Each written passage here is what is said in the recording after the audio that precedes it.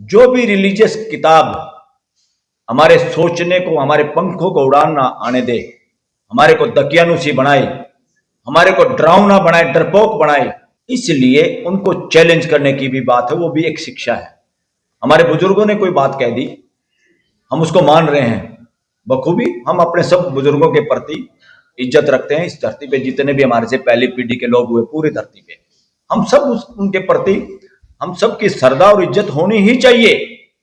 मगर बुजुर्गों को जो ज्ञान था, उनको तो सपने में भी नहीं सोचा होगा कि आदमी उड़ेगा, जहाज में चलेगा। उनको सपने में भी नहीं पता होगा कि यहाँ बैठा बैठा फोटो भी देखा और अमेरिका में अपने बच्चों से बात करेगा, किसी को नहीं पता था।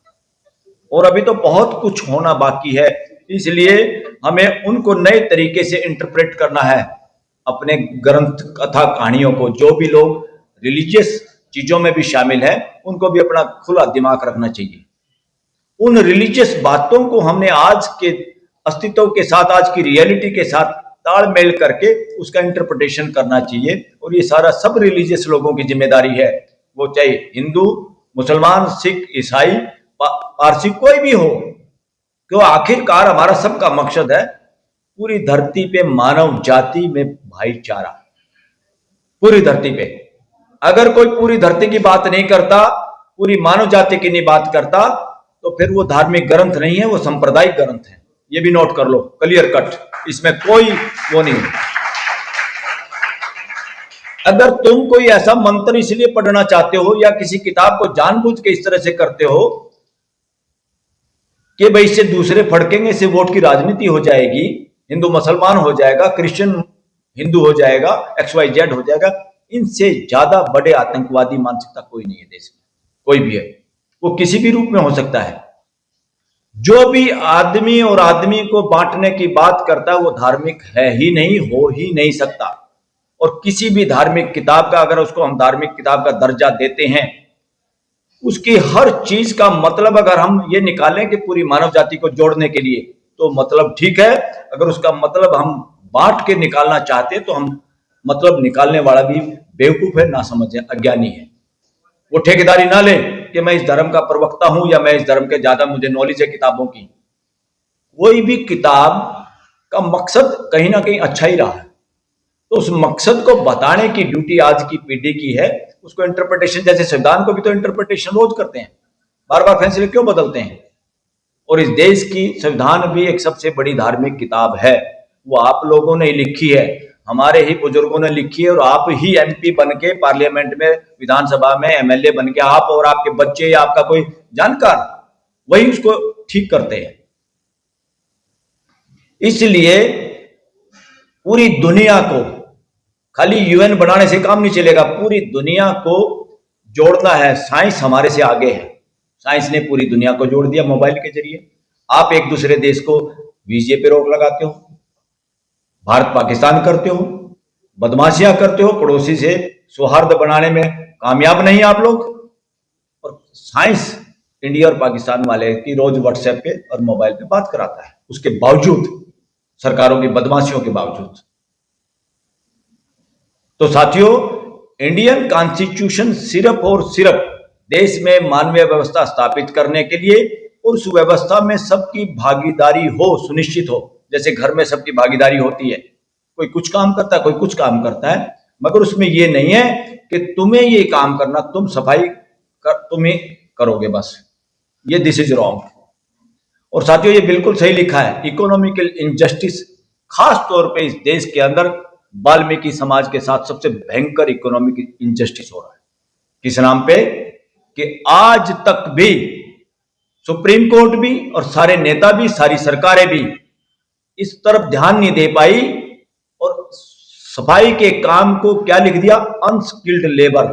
और उस अनस्किल्ड की वजह से हमारा कोई भी सफाई कर्मचारी भाई जिस तनख्वाह पे लगता है, बूढ़ा हो जाता है, उसकी ना प्रमोशन है, और अगर वो कॉन्ट्रैक्ट के आधार पे, क्योंकि आजकल तो सब कुछ कॉन्ट्रैक्ट कर दिया है, ठेकेदारी, ये जो रिजर्वेशन करके लोगों को हीन भावना में डालने वाला शब्द है, ये शब्द अपने आप में बेईमान शब्द है। इंडियन कॉन्स्टिट्यूशन इस बात की इजाजत देता है, उसका ये मकसद है, प्रियम्बल देश कैसे चलेगा, देश को कहां पहुंचाना है, ये प्रियम्बल में लिखा है। उसका एम और ऑब्जेक्ट क्या है? उसका एम और ऑब्जेक्ट क्या है? सबको न्याय और सबकी भागीदारी। भागीदारी का क्या मतलब? ये जरूर है, चलो एक प्राइम मिनिस्टर होगा, एक राष्ट्रपति होगा, एक हल्के में एक एमएलए होगा, एक बड़े एरिया में एक एमपी होगा। वो भागीदारी का बहुत छोटा नमूना है ये लोग। असली भागीदारी ये है, वो एमएलए, वो एमपी, वो सीएम, वो पीएम, उसका काम करने का तरीका, उस कैबिनेट का तरीका, क्या उसमें जनसाधारण की भागीदारी है या नहीं? इस देश की राजनीति में भी भागीदारी नहीं है। अभी तक तो हम खाली नौकरियों में भागीदारी चाहते हैं, रिसोर्सेज में भागीदारी चाहते हैं।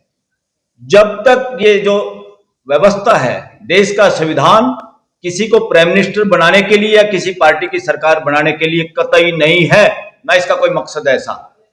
इसका सिर्फ मकसद है देश में मानवीय व्यवस्था की स्थापना और मानवीय व्यवस्था को सुचारू रूप से चलाने के लिए जनता के अपने प्रतिनिधि, जनता के अपने मुखोटे, ताकि वो बैठ के उस काम को कर सके। घर का कोई आदमी या घर के सारे लोग किसी बारात में जा रहे हैं, घर में शादी है, तो पीछे से पशुओं को या घर को संभालने के लिए जिम्मेदार होता है कि नहीं होता? ये प्राइम मिनिस्टर, ये होम मिनिस्टर, ये सारे एमएलए और एमपी वही है कि पूरा देश के लोग जब आराम से बारात में या किसी काम में व्यस्त हैं तो घर की चौकीदारी करें। इससे ज्यादा इनका कोई महत्व और कोई जरूरत नहीं है भारतीय संविधान के तहत। ये हकीकत है। मैं संविधान की मूल भावना को आपको बताना चाहता हूं ताकि इस देश का आम आदमी, आम बच्चा समझ सके। संविधान संविधान करके ऐसा लगता है कि जैसे बड़ी भारी कोई ऐसी चीज है। इस देश के हर बच्चे को, 10वीं क्लास तक के हर बच्चों को संविधान पूरा टिप्स पे होना चाहिए। जिन बच्चों को हम संविधान नहीं पढ़ाते, हम मां बाप होने की भी ड्यूटी पूरी नहीं करते। हम गीता, कुरान, बाइबल, गुरु ग्रंथ साहिब दूसरी बातों में लगे रहते हैं, जो इस देश का भविष्य, पूरे देश का इकट्ठा, पूरे परिवार का 145 करोड़ परिवार की व्यवस्था का तो इंतजाम है, उसके बारे में हमें ज्ञान नहीं है। और ज्ञान है तो सिर्फ इसीलिए बच्चे पढ़ लेते हैं। बहुत सारे जजों को भी ज्ञान नहीं है संविधान का। अगर जजों को संविधान का ज्ञान हो तो आज 75-80 साल के बाद देश में असमानता नहीं होती। हाई कोर्ट और सुप्रीम कोर्ट के फैसले ऐसे आते जिससे इकोनॉमिकल, सोशल और पॉलिटिकल जस्टिस पूरे देश के अंदर होता। अभी लोगों को इस तरह का प्रोग्राम करने की जरूरत नहीं होती कि प्राइवेटाइजेशन कर दिया हर चीज का। क्यों किया? इसके पीछे शरारत है। हर चीज का प्राइवेटाइजेशन क्यों किया है? ये इसलिए किया है कि रिजर्वेशन, मैं कहता हूं उसको भागीदारी, और भागीदारी से समाज का वो हिस्सा पहुंचने लगा था जिसको देख के कुछ लोग खुश नहीं। नेताओं को यह कहना भी चाहता हूं, एक और अपराध कर रहे हैं आप देश के साथ। किसी एमएलए को देखो, किसी एमपी को देखो, वो छोटी सी बात पे तड़क भड़क जाता है अगर उसकी इज्जत में, मान सम्मान में कमी आती है, अगर अधिकारी कर्मचारी उसकी बात नहीं सुनते तो।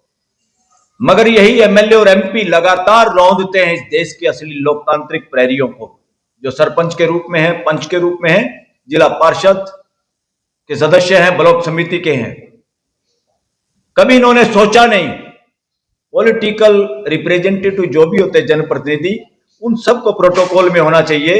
प्रोटोकॉल में कौन है? एमएलए से लेके एमपी तक, मंत्री तक, एक प्रोटोकॉल है देश के अंदर सामंतशाही का, किसके साथ कैसा व्यवहार हो। हम ये नहीं कहते उनकी इज्जत नहीं हो, इज्जत होनी चाहिए।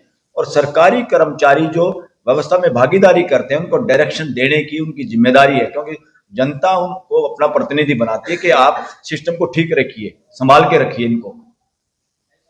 मगर कोई भी राज्य सरकार, इवन कांग्रेस की भी, राहुल गांधी भी बार बार कहते हैं हमने भाई जनगणना हमने करवा दी, हमने तेलंगाना में ये कर दिया, हमने वो कर दिया। उनके पिताजी जब प्राइम मिनिस्टर थे, जब एक कानून बना था इस देश में, पंचायती राज व्यवस्था, और उस वक्त पंचायतों को अधिकार दिए थे जैसे राज्यों को अधिकार हैं, यूनियन को अलग अधिकार हैं कानून बनाने के और काम करने के, ऐसे ही निचले सतर पे, रूट लेवल पे, ताकि लोकतंत्र देश में सबसे ज्यादा मजबूत नीचे होना चाहिए। और देश के सरपंच पंच जो हैं आज भी सरकारी कर्मचारियों के गुलाम हैं, और ये एमएलए और एमपी तमाशा देख रहे हैं। सभी पार्टियों को मैं ये कह रहा हूं। अगर लोकतंत्र मजबूत करना है तो प्रोटोकॉल और किसी भी नीचे के नगर परिषद हो, नगर पालिका हो, नगर निगम हो, आपकी पंचायत हो, ब्लॉक समिति, जिला परिषद के जो सदस्य हैं, इनका प्रोटोकॉल बनाना बहुत जरूरी है, ताकि किसी इलाके का एसएचओ प्रोटोकॉल में उसके यहाँ के सरपंच और ब्लॉक समिति के चेयरमैन से नीचे होना चाहिए, ताकि वो इमीडिएटली उसकी बात सुने। उनको किसी एमएलए और एमपी से फोन कराने की जरूरत ना पड़े, कंट्रोल में आएगा सिस्टम अगर ये प्रोटोकॉल दे दें। और रूट लेवल पे नेताओं को, बच्चों को, जो सरपंच पंच बनते हैं, उनको गनमैन नहीं चाहिए, वो उसी गांव में, उसी मोहल्ले में रहते हैं, जिन लोगों का प्रतिनिधित्व करते हैं। एमएलए एमपी तो फिर भी राजधानियों में जाके बैठ जाते हैं, गनमैन मिल जाते हैं, पेंशन मिलती है, फैसिलिटी मिलती है। अगर देश के लोकतंत्र को मजबूत करना है तो इस देश के सभी एमएलए एमपियों के प्रति मेरा यह आह्वान है कि आपकी अगर नीयत साफ है, आप लोकतंत्र में विश्वास करते हैं, तो इस देश के सरपंच, पंच, जिला परिषद के मेंबर, ब्लॉक समिति, नगर पालिकाओं के जो असली सरकार है देश की, या जो असली जनप्रतिनिधि है, जो असली मानवीय व्यवस्था के प्रहरी हैं, उनका अफसरों द्वारा सस्पेंशन का जो कानून है हर देश में, पंचायती राज एक्ट जितने भी स्टेटों के हैं, सब के सब अनकॉन्स्टिट्यूशनल है, असंवैधानिक है, और वो गला घोट रखा उन्होंने लोकतंत्र का। अगर उनके पास वो सरकारी अधिकारी उनको सस्पेंड ना कर पाए तो फिर देखना, फिर किसी एमएलए एमपी को वो छोटे छोटे काम करने के लिए जनता उनके दरबारों पर नतमस्तक नहीं होगी, जैसे राजाओं के दरबार पे होती है।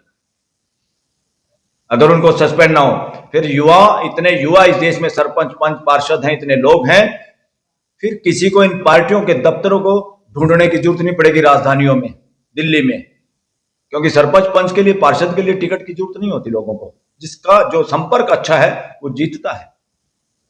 ये तो पॉलिटिकल पार्टी वहां जाके भी उनको गोद लेके अपने अपने पार्टीबाजी करते हैं, मगर कभी ध्यान नहीं दिया कि इनको भी प्रोटोकॉल की जरूरत है। लोकतंत्र में लोकतांत्रिक जनप्रतिनिधि कभी भी सरकारी मुलाजिमों के मातहत नहीं होते। ये नंगा नाच देश के अंदर हो रहा है, और इसके लिए सारे देश के एमएलए और एमपी जिम्मेवार हैं, हर पार्टी के जिम्मेवार हैं।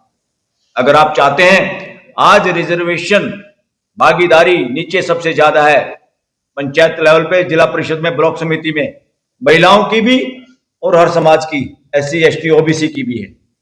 अगर आप वाकई समाज को मजबूत देखना चाहते हैं तो आपकी जिम्मेदारी बनती है कि सबसे पहले इन जनप्रतिनिधियों को मजबूत करिए। देखो फिर तमाशा क्या होता है इस देश में, और कैसे मानवीय व्यवस्था स्थापित होती है, कैसे भागीदारी होती है।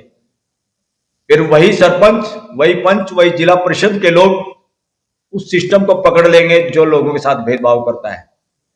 और साथियों, यहां पर बिल्कुल सही लिखा हुआ है, जानबूझ के सारी व्यवस्था, जो मानवीय व्यवस्था स्थापित होने, जैसे स्कूल है, यूपी में स्कूल बंद किए जा रहे हैं, और भी हैं, सरकारी स्कूलों में बच्चे नहीं, टीचर नहीं, सुविधा नहीं, तो इसका मकसद क्या है? इसका मकसद यह है, जो लोग जिम्मेदारी निर्वहन करने के लिए बैठे हुए हैं, उनके मानसिकता में शैतानियत है। वो देश के साथ नाइंसाफी कर रहे हैं, वो संविधान की हत्या कर रहे हैं। संविधान के तहत अगर संविधान उनको पता हो, शपथ सारे संविधान की लेते हैं ज्यादातर। ये मुझे ये नहीं, यहां भी जो प्रतिनिधि बैठे हैं, मैं उनको अन्यथा इसको ना लें। एमएलए एमपी को तो छोड़ो, मैं तो कह रहा हूं सुप्रीम कोर्ट के बहुत जजों को भी मर्म का ज्ञान नहीं, संविधान चाहता क्या और संवैधानिक फैसले क्या होते हैं। इससे कोई फड़के तो फड़के, हकीकत ये है। तो इसलिए सबसे पहले ये देखना है, 10वीं तक हर बच्चे को इस देश का, अपने अपने बच्चों को संविधान का ज्ञान जरूर दीजिए, उसकी समझ दीजिए, क्योंकि संविधान आपके पल पल, हर जिंदगी और मौत को कंट्रोल करता है। वहां पर वो रिलीजियस किताबें काम नहीं आती, वो आपकी निजी मैटर हैं, उसको आप कैसे पढ़ते हैं। तो ये सबसे बड़ा अपराध इस देश की सरकार और कानून कर रहा है सफाई कर्मचारियों के साथ इस देश के अंदर। इसलिए वो इकोनॉमिकल जस्टिस, इनजस्टिस हो रहा है, जानबूझ के लोगों को गरीब रखा जा रहा है। दिल्ली में दुनिया भर की नौकरी, इतनी पोस्ट हैं खाली, वहां पे कॉन्ट्रैक्ट लेबर से, कॉन्ट्रैक्ट लेबर का असली मकसद ये है, जो टेम्परेरी काम होता है उसी में कॉन्ट्रैक्ट लेबर रखी जा सकती है। भाई हमारे पास परमानेंट काम नहीं है, घर पे कोई काम है, कभी हमारा एसी खराब हो गया, कभी हम किसी साथी को बुला लेते हैं, ये ठीक कर दो। अगर सफाई का काम है या रोटी बनाने का काम है जो परमानेंट है, तो आप कॉन्ट्रैक्ट पे नहीं रख सकते सरकार। वो एक परमानेंट नेचर का काम है। वहां जो आदमी काम करता है उसका तजुर्बा भी होता है, उसके साथ उसको प्रमोशन भी देना होता है। अगर दिल्ली में जितनी सफाई कर्मचारी कोई पोस्ट है खाली, हजारों हजार, अगर नीयत साफ होती और वहां लोगों को रेगुलर भरते, जो सीनियर लोग थे उनको रेगुलर करते, वही 10-15 हजार की बजाय उनके घरों में 50 हजार या उससे ज्यादा पैसे जाते, तो कितना विकास होता, कितने घरों पे लाली छाती और कितने बच्चे आगे बढ़ते, इसका अंदाजा आप नहीं लगा सकते। इसलिए देश में लोगों को जानबूझ के गरीब रखने का एक षड्यंत्र जारी है और उसमें सारी सरकारें कहीं ना कहीं आज तक शामिल रही हैं, जो खुल के इन बातों को कह नहीं पा रहे हैं। इसलिए देश में अब जरूरत है ड्रास्टिक स्टेप उठाने की। 75-80 साल से हम देख चुके हैं। एक तो अभी भी आज एक बच्चा स्कूल का 10वीं तक के बच्चे को तो ये ज्ञान होना चाहिए कि 140-45 करोड़ लोग जितने हैं वो मेरे परिवार के हिस्से हैं। अगर उसकी समझ 10वीं की सर्टिफिकेट के साथ ये नहीं हुई तो शिक्षा अधूरी है, शिक्षा में बेईमानी चल रही है और शिक्षा एक फ्रॉड है। और कॉलेज के स्टूडेंट को तो ये पता चल जाना चाहिए 700 करोड़ धरती पे रहने वाले लोग मेरे जैसे हैं और हम सबको इकट्ठे रहना इस धरती पे, इसका नाश नहीं करना। ये खदान लेके बेचारे उनको आदिवासियों को, आदिवासी अलग हैं, फार्मर अलग हैं, एससी अलग हैं, ओबीसी अलग हैं, वो सारा मामला एक ही है। ये जो विक्टिम है, शोषण जिसका हो रहा है, कितने लोगों को मारा गया। मैं वहां गया था, मेरे को भी जाने का मौका मिला आदिवासी इलाके में। एक गांव के बाहर ऐसे बना हुआ है जहां 20, 30, 50 लोग इसी वजह से हत्याएं जिनकी हुई हैं हमारी अपनी फोर्सेस की गोलियों से, उनको नक्सलवादी बता के। कोई आदमी अपने हक की बात करे वो नक्सलवादी होता क्या? वो राजशाही में नक्सलवादी हो सकता है, लोकतंत्र में इस देश में एक भी नक्सलवादी नहीं है। ये जो डटे हैं या इस तरह का शब्द जो यूज हो रहा है ये अपने आप में बेईमानी है। जब कोई सिख अपने हक की बात उठाता है तो उसको कहते हैं कि ये तो खालिस्तानी है। कोई आदमी बात उठाता है तो सबसे आसान शब्द है मुसलमान के लिए, ये टेररिस्ट है। तो ये सारी बदमाशी कहां से आ रही है? इसलिए कोई भी ऐसी कथा कहानी किताब भी जिसको हमने चोला पहना रखा है धार्मिकता का, वो सांप्रदायिक है। मैं तो सांप्रदायिक नहीं कहूंगा, अमानवीय है। जिस भी कथा कहानी में, जिस भी किताब में मानव जाति को अलग चश्मे से देखा जाता है या देखा जा रहा है, वो सारी की सारी देश की दुश्मन किताबें हैं, मानव जाति की दुश्मन है।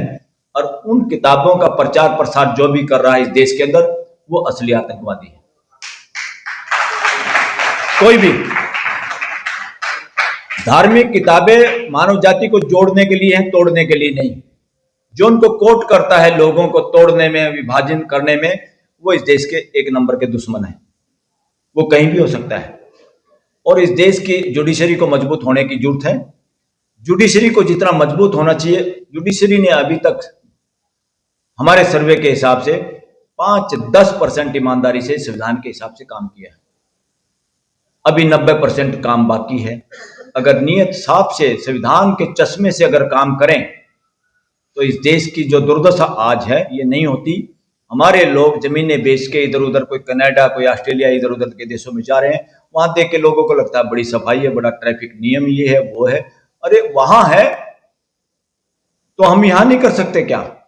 अब सबको जुट के इस देश के अंदर उसी तरह का एक सिस्टम लागू करना है जो इस दुनिया में कहीं भी नहीं है, इतना बेहतर। और वो बंधुता पे आधारित और भाईचारे पे आधारित। सबसे ज्यादा जरूरी है कि फ्रेटर्निटी बनी रहे देश के अंदर।